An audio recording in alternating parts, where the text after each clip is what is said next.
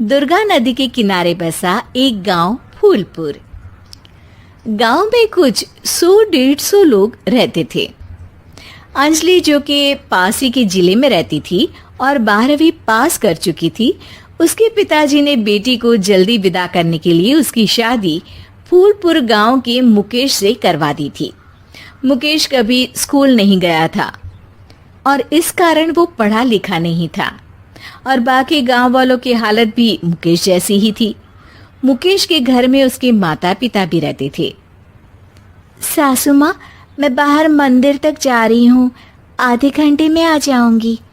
अरे अभी कहीं जाने की जरूरत नहीं है, चुपचाप जाके रसोई में रात के खाने की तैयारी करो। और ये घूंघट क्यों हटा लिया है तुमने? क्या पता नहीं कि इस गांव में औरतें बिना घूंघट के नहीं रहती।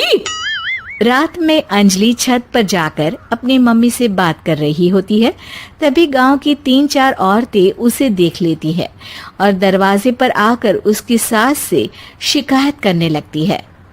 और क्या हुआ? अरे छत पे तो देखो, आपकी बहू मटक मटक के किसी से फोन पर बात कर रही है। दिन भर फोन पे लगी रहती है। अरे कल तो मंदिर के पास वो क्या कहते हैं, सेल्फी ले रही थी। शहर की बहू रखना अच्छा शान की बात है, पर देखना इसके लक्षण से ये तो तुम्हारे परिवार को बदनाम ना कर दे। ये पहली बार नहीं था जब सास से गांव के लोगों ने अंजलि की बुराई या शिकायत नहीं की हो। अब तो ये रोज की बात थी। अंजलि ये सब सुन लेती है। जब वो नीचे जाती है तो मुकेश भी वहां आ जाता है। सास कहती है, बेटा, लोग घर आकर शिकायत करने लगे हैं बहू के कामों की। देख लो, पति हो, संयम से रखो इसे। माँ जी, मैं तो अपनी माँ से बात कर रही थी, क्योंकि यहाँ कोई बात करने लायक ही नहीं है और अब मैं माँ के पास ही रहूंगी। वहाँ क्या रहना, वहाँ बाहर के लोग तो ठीक है, पर घर के लोग भी इज्जत ना दे सके। अरे नहीं नहीं अंजलि, ऐसा नहीं है, धीरे धीरे सब ठीक हो जाएगा, तुम फिक्र ना करो। अरे बस कुछ बोलना ही नहीं है, सर पे चढ़ा रखा है बहू को। सास मुकेश की नरम बात सुन के वहां से मुंह चढ़ाकर चली जाती है। मैं तो कहती हूँ हम दोनों शहर चले जाते हैं। मैं पढ़ी लिखी हूँ, मुझे वहाँ नौकरी भी मिल जाएगी और थोड़े दिनों में आप भी वहाँ कुछ काम ढूंढ लेना। अरे नहीं नहीं अंजलि, हम यहाँ ना गांव का खेत, माँ पिताजी को छोड़कर शहर नहीं जा सकते। माँ पिताजी को कैसा लगेगा और गांव वाले क्या सोचेंगे? ये कहकर मुकेश सोने चला जाता है और अंजलि की गांव वालों द्वारा बुराई का सिलसिला बहुत दिनों तक चलता ही रहता है। लेकिन अंजलि गुस्सा ना दिखाते हुए समझदारी से काम लेती है। बारिश का मौसम चालू हो जाता है। जोरदार बारिश से पूरे गांव में हाहाकार मच जाता है। दुर्गा नदी में बाढ़ आ जाती है और बाढ़ का पानी पूरे गांव की फसल तबाह कर देता है। फसल की ये हालत देखकर गांव वाले निराश हो जाते हैं और बात तो यहाँ तक पहुँच जाती है कि कुछ लोग तो अंजलि को इस सब का दोषी ठहरा देते हैं।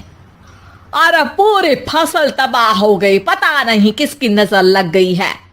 अरे जब से चौधरी परिवार में ये शहर की बहू आई है ना, तब से ही गांव की शांति चली गई है। इसके कर्म कांड से माँ दुर्गा नदी भी खुश नहीं है। ये सब सुनकर बेचारी अंजलि रोते हुए अपने घर चली जाती है। कुछ दिन बाद सभी गांव वाले अपनी फसल का मुआवजा लेकर अपने अपने घर आते हैं।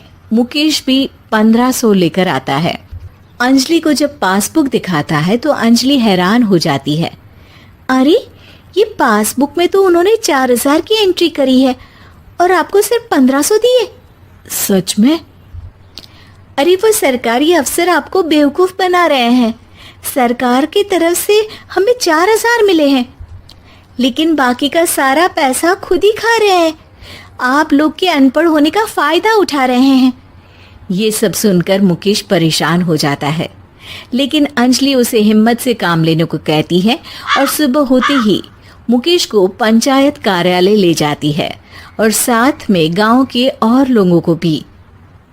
आप सरकारी बाबू क्या गांव के लोगों को बेवकूफ समझते हैं? आपको क्या लगता है ये पढ़े लिखे नहीं है तो आप कुछ भी मनमानी करेंगे? ये बेचारे दिन रात इतनी मेहनत करते हैं, ये हमारे अन्नदाता हैं और आप इनके साथ ऐसा धोखा करते हैं।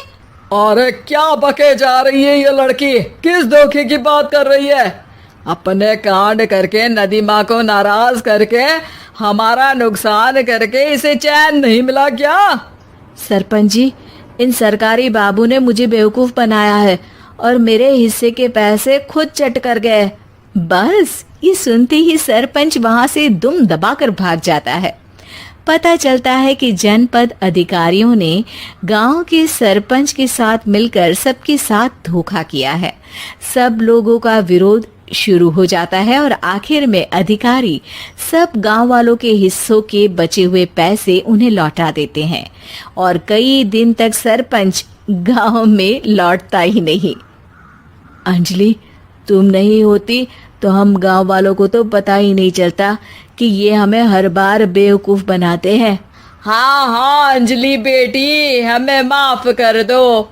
हम सब तुम्हें बुरा भला कहते रहे, लेकिन तुमने ही आज हमें बेवकूफ बनाने से बचाया है। हमें तुम पर गर्व है बेटी।